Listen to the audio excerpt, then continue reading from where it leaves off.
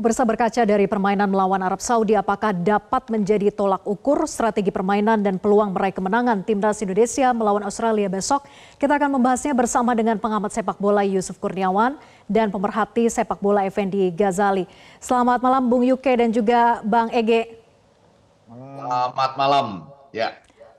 Oke, saya ke Bung Yuke dulu. Bung Yuke, dari pertandingan sebelumnya Indonesia berhasil mencuri 1 poin dari Arab Saudi dengan bermain imbang 1-1. Apakah hasil permainan kemarin itu bisa menambah kepercayaan diri setidaknya bagi pemain Indonesia untuk melawan Australia besok? Iya, harusnya bisa ya, dan kita harus optimis ya, karena sebetulnya walaupun kita sepanjang pertandingan mayoritas kita dikurung sama Arab Saudi, tapi kita punya peluang menang bahkan sebetulnya. Itu ada 2 momen yang sangat krusial, harusnya kita bisa finishing tapi gagal. Saat kita counter ya, ketika mereka dapat penalti terus kita bisa blok, kita counter, itu ada momen kita bisa langsung membalikan keadaan tuh, tapi kita gagal. Terus ada momen juga di akhir pertandingan ketika Egy melakukan drive, sayang sekali juga itu nggak tereksekusi ya. Jadi meski kita di bawah dominasi Arab Saudi, tapi ini sepak bola, ini turnamen, nggak selalu tim yang dominan memainkan kendalinya terus akan otomatis menang, enggak gitu. Kemarin tuh perbedaannya tipis banget sebenarnya. Walaupun possession dipegang Arab Saudi, tapi kita punya peluang menang sebenarnya. Cuma ya kita bersyukurlah, kita artinya bisa pulang poin, bawa pulang poin 1 dari Arab Saudi itu udah bagus banget. Nah sekarang lawan Australia, tentu kita harus lebih klinis lagi di depan. Karena kalau saya lihat strategi counter defense counter yang dilakukan oleh ST ini sudah efektif menurut saya. Cuman finishingnya aja yang kurang ya. Selebihnya sih oke lah gitu. Sepanjang kita nggak bikin kesalahan-kesalahan yang nggak perlu di belakang ya. Kayak kemarin kan bikin kita deg-deger gitu ya saat Martin Paes melakukan blunder gitu. Untungnya dia bisa bayar gitu. Cuma kan kita nggak bisa seperti itu lagi gitu ya. Ini turnamen, ini pertandingan yang sangat ketat. Lawannya juga peringkatnya jauh di atas kita. Dan pertemuan terakhir kita sama Australia kita kalah 4-0, kita harus ingat itu. Jadi jangan terlalu overconfident juga, tapi jangan terlalu jadi rendah diri juga gitu ya. Fokus aja sama plan kita gitu. Hmm. Tapi untuk di lini permainan, bagaimana peluang untuk Justin Hubner bisa bermain di laga pertandingan melawan Australia besok? Karena akumulasi kartu kuning pada pertandingan dengan Arab Saudi, Justin Hubner tidak bisa berlaga saat itu.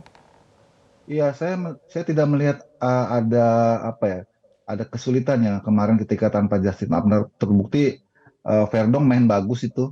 Jadi kalau di lini pertahanan kita nggak perlu khawatir karena kita sudah full house banget. Bahkan pemain keturunan yang sebentar lagi kita resmikan jadi bagian dari timnas juga Mes Hilgers ya, itu juga pemain belakang. Jadi kita kalau belakang mah opsinya banyak banget, nggak perlu khawatir. Mungkin yang saya khawatir itu Tom Haye itu. Saya dengar Tom Haye juga ada masalah ya. Nah itu agak sedikit problem tuh kalau dia absen tuh, karena kita butuh prosesor ya, butuh pengatur serangan. Cuma ya moga-moga aja nggak terlalu serius. Kita masih punya Marcelino, mungkin juga kalau Verdong dikembalikan, katakan misalnya Justin dimainkan lagi, Verdong kembali ke sisi flank, mungkin nanti Nathan yang masuk ke dalam gitu, dia sama Ivar Jenner. Jadi opsi-opsi itu masih sangat mungkin terjadi gitu. Oke, saya ke Bang Ege. Bang Ege, dalam pertandingan sebelumnya saat lawan Arab Saudi ada 9 pemain naturalisasi di starter. Nah, apakah ini yang sebetulnya menjadi kunci kita bisa menahan Arab Saudi?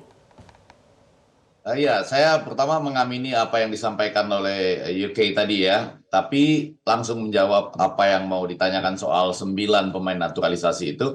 Saya rasakan istilah naturalisasi ini sudah sama lah boleh dikatakan dengan apapun yang oke berdasarkan FIFA. Jadi kita tidak melanggar aturan, Malaysia juga ikut-ikutan, Vietnam dan lain-lain. Nah, kembali ke pertanyaan tadi, saya rasa pelatih mencoba menemukan apa yang dianggapnya paling tepat pada waktu itu, dan Sintayong menemukan itu. UK tadi juga bilang demikian. Dengan relatif kita 5-4-1 itu, kita memang menekankan pada bertahan, dan kebetulan pola yang kita temukan adalah 9 naturalisasi ya dari 11 yang turun ke lapangan, dan itu kemudian mengandalkan counter attack yang akhirnya berhasil membuahkan gol 1-0 buat kita. Jadi sangat tergantung pada, lepas dari kita diskusi soal naturalisasi. Ya kalau saya sih inginnya melihat nanti 7-4, 6-5 gitu. Tapi pada saat ini sejalan dengan aturan FIFA dan sejalan dengan tren yang sedang ada di Indonesia, dan ini oke-oke saja, ya 9-2 tadi bersama-sama dengan hasil yang diharapkan dengan pola 5-4-1, artinya pola yang kompak untuk bertahan tapi sangat cepat juga untuk naik ya, dengan Profesor, tadi ada Ragnar, dan kemudian saya lihat juga Struts juga bermain cukup baik di depan, ngotot begitu. Itu adalah sesuatu yang terbaik waktu menghadapi Saudi Arabia. Oke, nanti saya juga akan tanya ke Bung Yuke, kehadiran Martin Pas di bawah Mistar. Apakah ini kunci sebetulnya kekuatan timnas di lini belakang? Tapi dijawab usai jeda, tetap bersama kami di Prime Time. Kita lanjutkan perbincangan, Bung Yuke. Jadi kehadiran Martin Pas di bawah Mistar, apakah sebetulnya ini bisa jadi kunci kekuatan timnas di lini belakang? Oh iya, semakin lengkap ya, semakin memberikan kepercayaan diri ya. Kemarin juga kalau kita orang awam melihatnya dia begitu nongkrong di bawah Mister aja itu udah bikin striker serem juga gitu ya.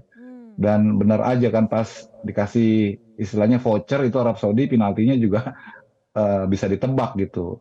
Cuma di sisi lain ya kadang-kadang seperti kemarin ya kita kan nggak duga tiba-tiba Martin Pas bikin blunder gitu ya, akhirnya berbuah penalti. Semoga aja nggak terjadi lagi. Di luar dari kesalahan teknis itu, selebihnya dia benar-benar sosok yang sangat melengkapi pertahanan kita yang sekarang semakin komplit ya. Kalau ketika menghadapi Australia di Piala Asia kemarin di Januari 2024 yang kita kalah 4-0, kita nggak semewah sekarang skuadnya.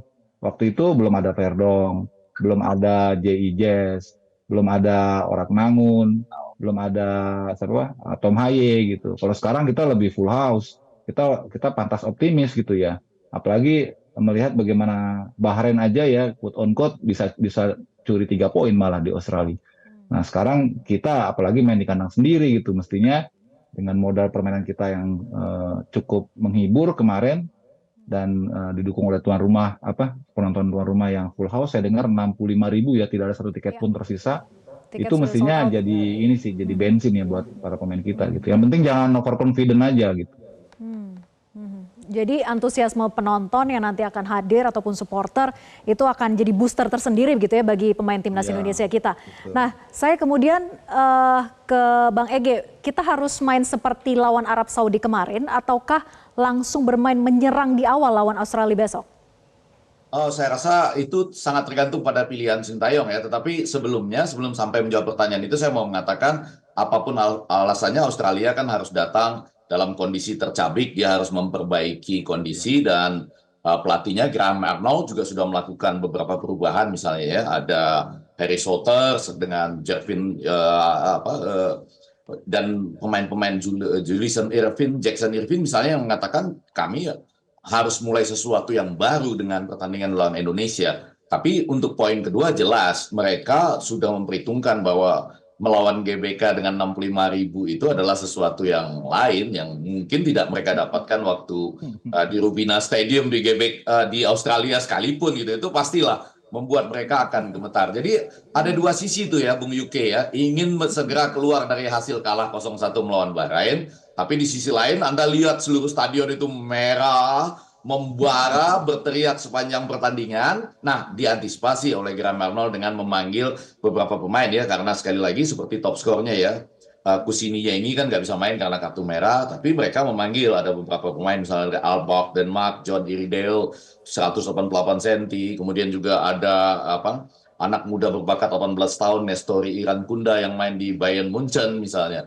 dan Martin Boyle yang waktu di Qatar itu walaupun kita belum punya skuad yang begitu mewah juga bermain sangat lincah gitu. Jadi untuk menjawab pertanyaan itu saya yakin pada awalnya Sintayong akan tetap 5-4-1 dengan agak berhati-hati. Tapi UK kalau nanti sudah mulai enak ya, melihat stadionnya sudah mulai enak, terus Australia ternyata tidak keluar dari tekanan kita, wah itu mulai main enak itu nanti, mulai bermain kiri dan kanan. Lagi-lagi ada Profesor Tom Haye ya, mudah-mudahan tidak cedera. Kemudian di belakang Idzes mempertahankan lini belakang dengan cukup baik, ditambah dengan saya nggak tahu siapa yang akan diturunkan jadi starter nantinya, tapi kalau Witan bisa bermain lebih lepas itu kadang-kadang bisa enak. Tapi kalau kemarin tuh belum terlalu maksimal ya Witan di depan misalnya. Seperti itu.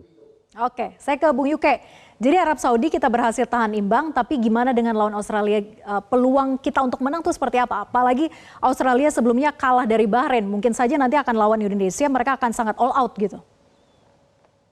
Iya, peluang menang ada ya. Kalau boleh dibilang ini grup yang cukup equal ya. Bahkan mungkin Cina aja yang kemarin dicukur habis sama Jepang ya, kecepatan dia ketemu Jepangnya. Tapi secara umum grup ini grup yang seimbang lah ya. Jadi kalau dikatakan kita punya kesempatan, punya banget, bisa banget gitu ya. Pertahanan kita tuh sudah oke ya secara overall ya, sudah oke, bagus, kuat, disiplin, compact gitu ya. Karena memang sistem sistem bermain kita kan memang defense counter ya, compact defense terus counter transisi. Tinggal ini finishingnya itu yang sebenarnya dari dulu masih jadi PR kita. Karena dari dulu kita belum dapat pemain-pemain naturalisasi sekelas striker top gitu ya. Kan praktis yang nomor 9 murni cuma Rafael Strike aja. Kita selebihnya nggak ada tuh, kita nggak punya, kita nggak mendatangkan lagi tuh pemain keturunan yang bertipikal nomor 9 ataupun berkarakter striker gitu. Yang ada yang datang ini belakangan back lagi, back lagi, back lagi, back lagi.